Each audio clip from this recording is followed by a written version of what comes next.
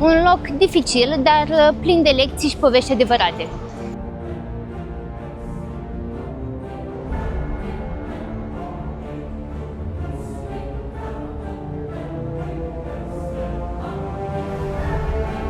Ce mi s-a părut interesant este faptul că se numește la fel ca cea din Franța.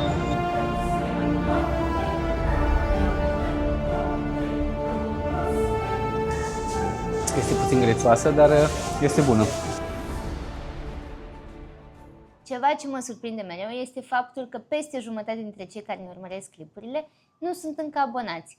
Așa că, înainte să începem, vreau să vă rog ceva. Dacă vă place ceea ce facem aici și vreți să ne susțineți, cel mai simplu și complet gratuit mod este să apăsați butonul de abonare. Vă mulțumim că faceți parte din povestea noastră.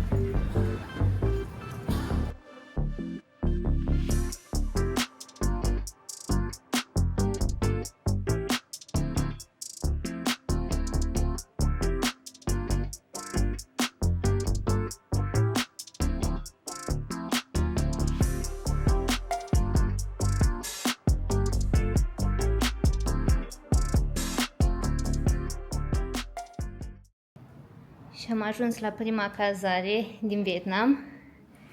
Camera arată cam așa, destul de spațioasă, curată. Am dat 17 euro pe noapte.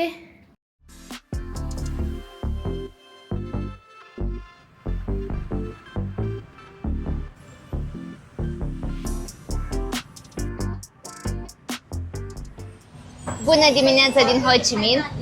Prima impresie despre Vietnam este una destul de bună și chiar dacă totul pare un pic haotic, aș putea spune, atât localnicii cât și turiștii par să aibă un aer destul de relaxat. Așa că haideți să descoperim împreună Ho Chi Minh-ul astăzi și să vedem ce ne așteaptă.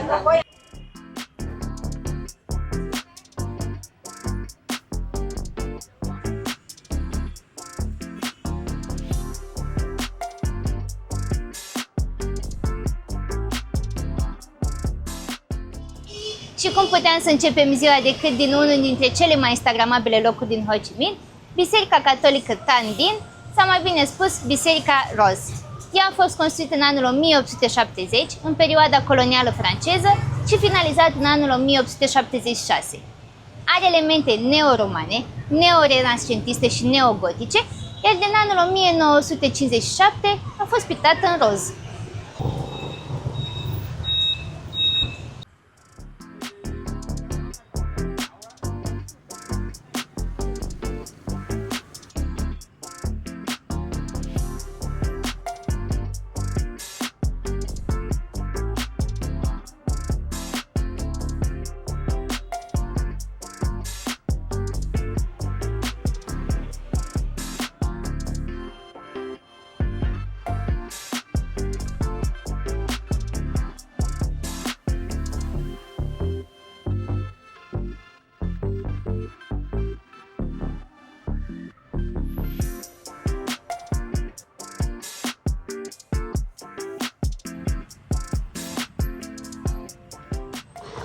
V-am zis că traficul de aici este puțin haotic și nu prea se ține cont de reguli, iar eu, în general, dacă nu sunt 100% sigură, nu traversez, pot să aștept oricât ar fi necesar.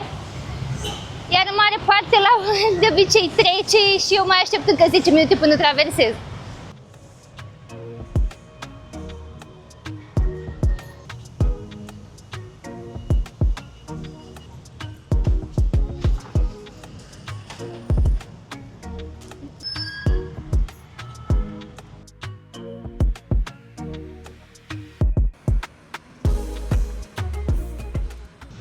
că tot v-am zis de haosul din Ho Chi Minh, sincer nici nu are cum să fie altfel, deoarece în anul 2025 s-a estimat un număr de peste 100 de milioane de locuitori în Vietnam și chiar dacă capitala este Hanoi, cel mai populat oraș rămâne Ho Chi Minh, cunoscut și sub numele de Saigon. Iar următoarea noastră oprire este Muzeul Rămășițelor Războiului, un loc dificil, dar plin de lecții și povești adevărate.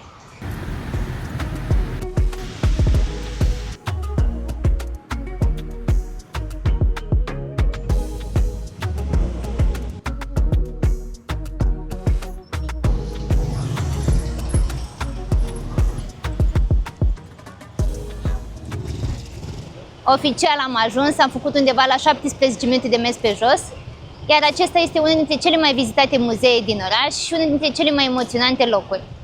Scopul muzeului este de a arăta impactul războiului și de a promova pacea și reconcilierea.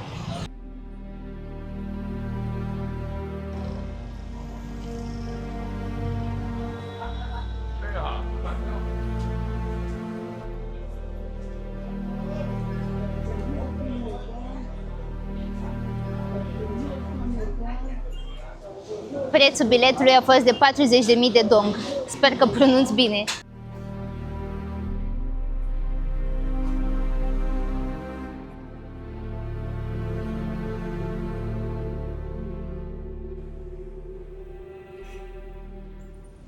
Războiul a fost între Vietnamul de Nord și Vietnamul de Sud și a durat în jur de 20 de ani, iar majoritatea lucrurilor pe care le vedem aici au venit din partea Statelor Unite, care a susținut Vietnamul de Sud.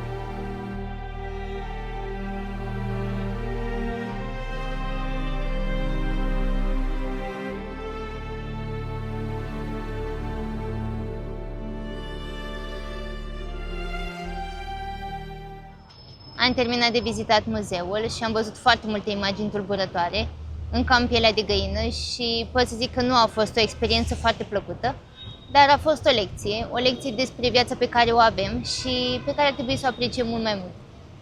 Iar acum ne îndreptăm spre Palatul Independenței, care este undeva la 7-8 minute de mers pe jos, practic locul unde s-a încheiat războiul din Vietnam.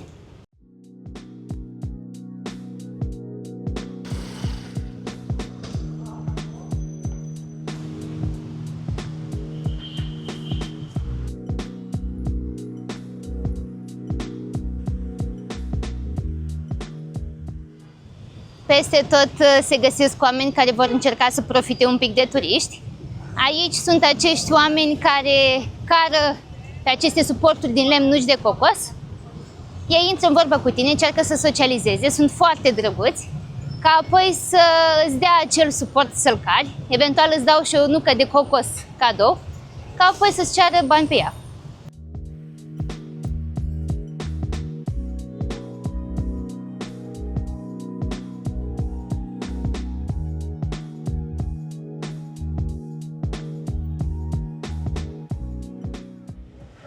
Palatul Independenței a fost sediul președintelui Vietnamului de Sud, iar pe 30 aprilie 1975, un tank al Vietnamului de Nord a intrat prin poartă, marcând căderea Saigonului și sfârșitul războiului. De atunci el a devenit muzeu. Noi nu o să intrăm în interior, dar chiar și din exterior simți greutatea istorică.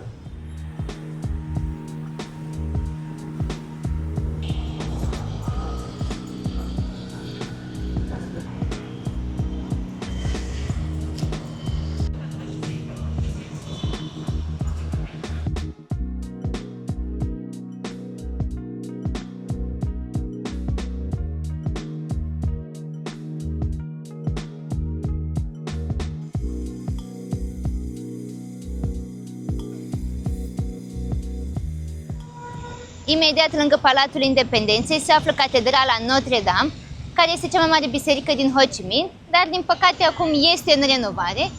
Ce mi s-a părut interesant este faptul că se numește la fel ca cea din Franța, iar denumirea de Notre-Dame înseamnă de fapt Doamna noastră și se referă la Fecioara Maria.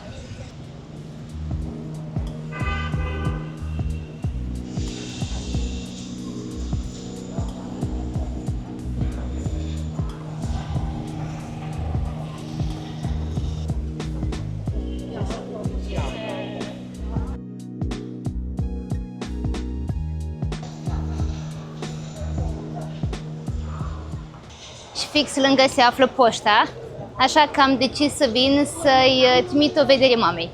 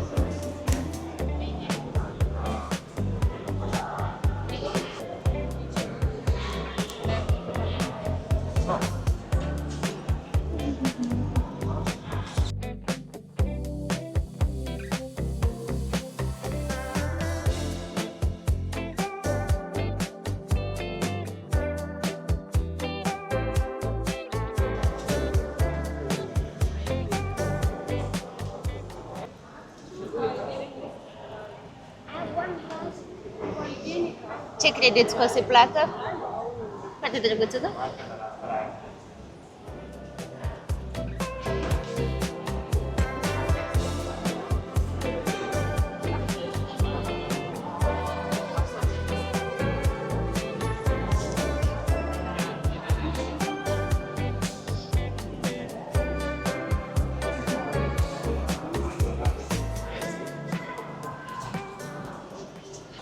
În interior arată ca o gară veche și găsești tot felul de suveniruri, cărți poștale și chiar cabine telefonice păstrate din perioada colonială.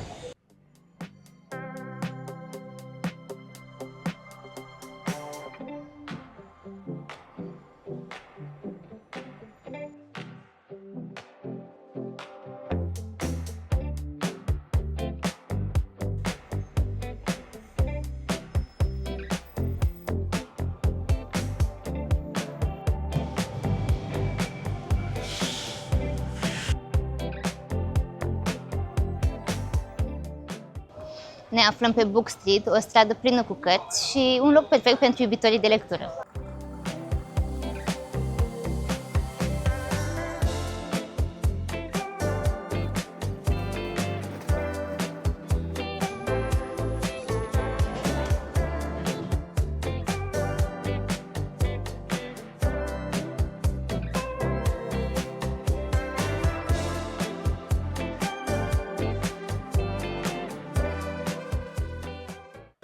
Pe această stradă găsiți foarte multe cărți cu nume cunoscute. Aceasta este Tată bogat, tată sărac. Noi am citit-o și este foarte interesantă și vă recomand-o și vouă.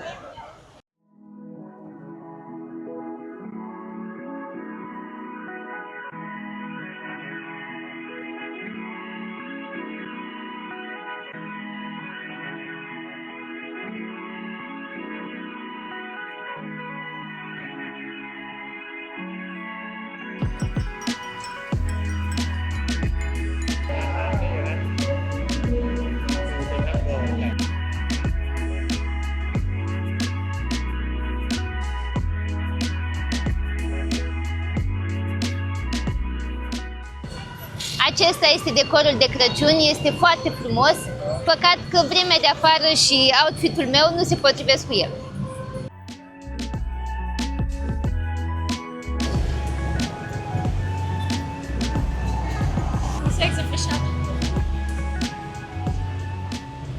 Am văzut acum niște cârnăciori cu piure și arătau foarte bine.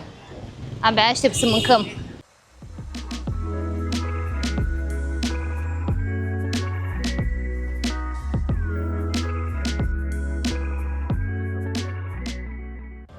Eu mi-am comandat pobo, sper că pronunț bine, deoarece nu știu cum se numește.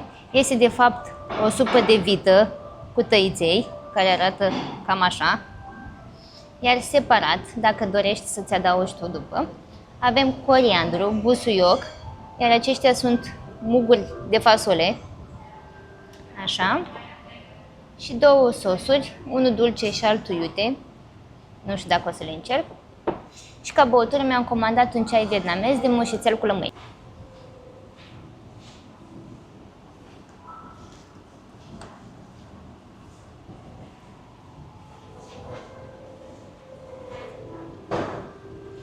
Este foarte bună. Seamănă puțin cu supa noastră de acasă, numai că gust de vită. Să încercăm și vită, să vedem ce gust are.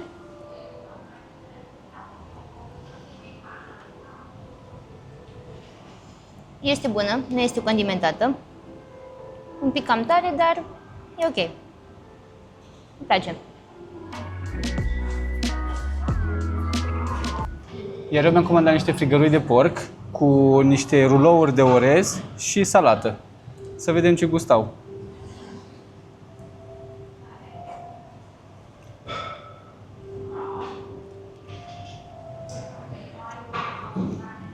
Are un gust dulceag, dar și picant în același timp. Și este foarte fragil. Îmi place. Să vedem.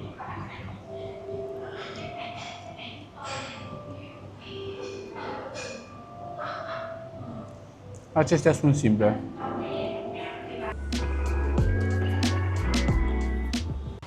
Pe 2 porții de mâncare, o bere, un ceai și o apă am plătit 481.000 de dong. Și ce merge mai bine după o masă copioasă decât o sesiune de cumpărături. Așa că mergem să explorăm un market local.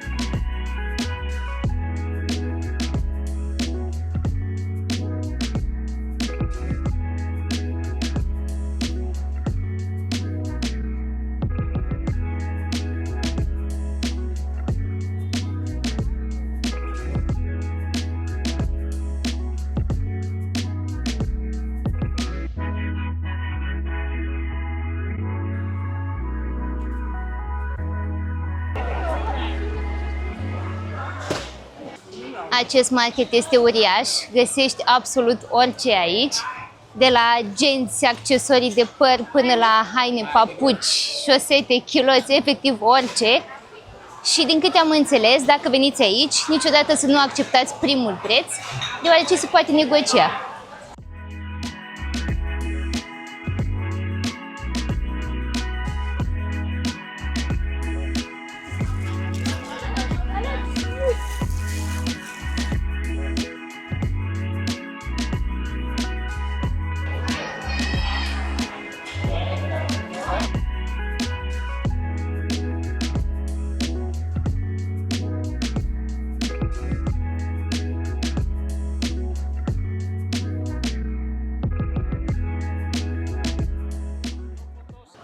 Ultima oară când m-am simțit așa a fost în Turcia, în bazar în Istanbul, iar pentru cine a fost, vă puteți imagina cum este.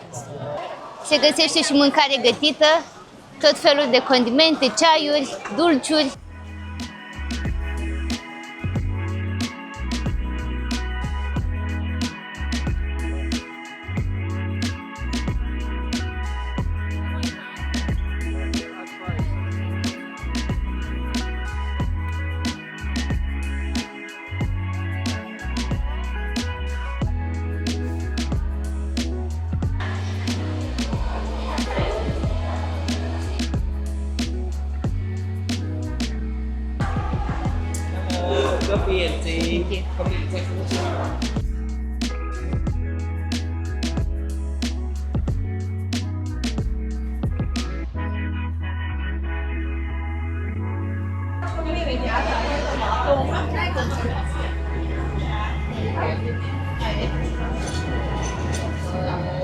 Pe stradă se găsesc și tarabe cu gustări și băuturi. dar noi încă n-am avut pe o să le încercăm.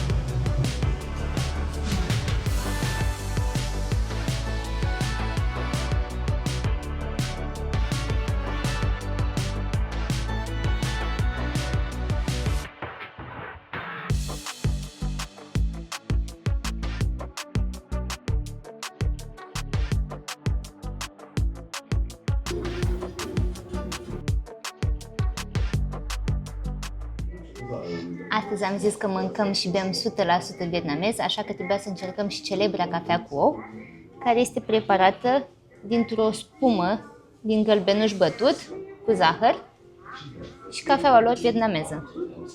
Vedem ce gust are.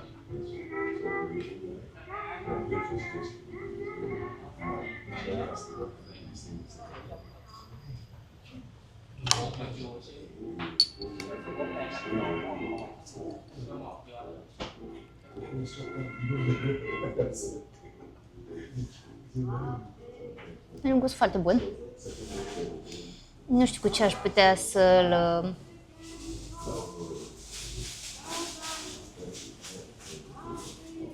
Are gusta Baileys.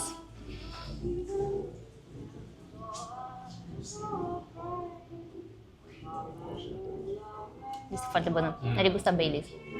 Bineînțeles că nu are alcool, dar gustul este similar.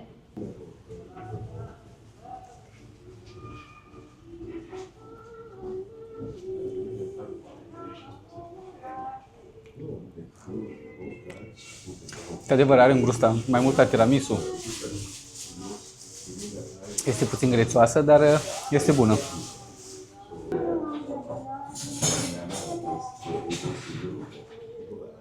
Și cafeaua este foarte tare. Simte foarte puternic.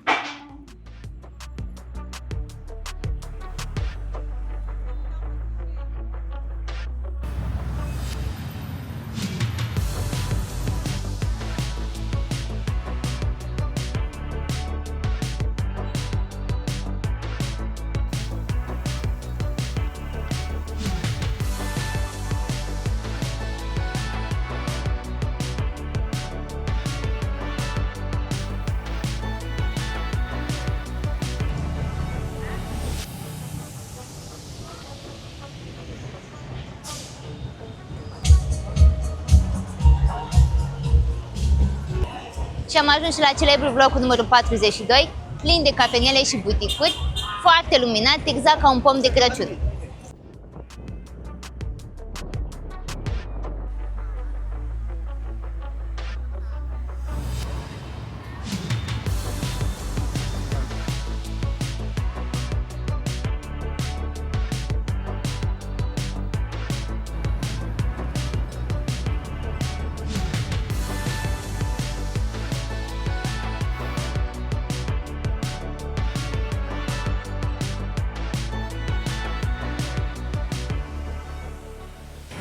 Noi o să încheiem ziua cu faimosul sandwich banh mi, care arată cam așa și conține pate, carne de porc și legume și să vedem ce gust are.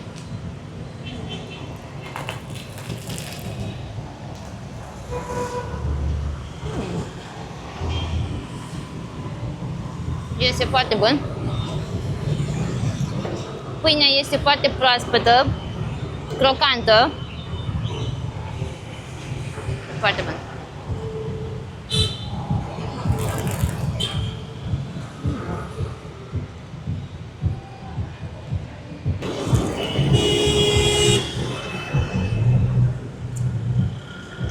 Este bun. Îmi place că pâinea este foarte moale, foarte fragedă, proaspătă. Nu prea îmi place pateul ăsta lor, este cam dulceag, dar în afară de aia este ok. Așa am simțit noi Ho Chi Minh, plin de viață, oameni, mirosuri și experiențe noi. Dacă v-a plăcut să vedeți orașul prin ochii noștri, nu uitați să dați like, share și subscribe și ne vedem în vlogul următor.